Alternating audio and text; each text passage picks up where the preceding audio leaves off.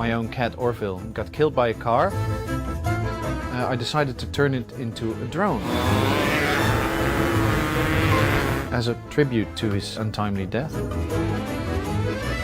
I had no idea about remote control helicopters, anything. My initial thought was, that's kind of crazy. But my second thought was, let's do it.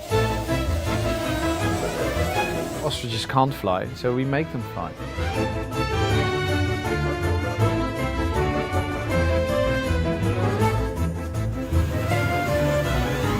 Everything is better when it flies. Big trays of salmon salad are better when they're flying.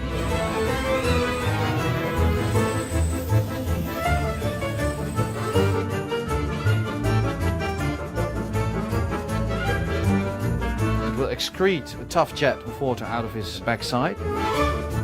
It's actually human interference that makes me get the animals. We only use roadkill and they're already dead. It's just a result of us being here on this planet and doing what we do. And I collect the leftovers. That's what I do. In principle, anyone who has a dead animal can come to us. And we make him an offer to make him fly.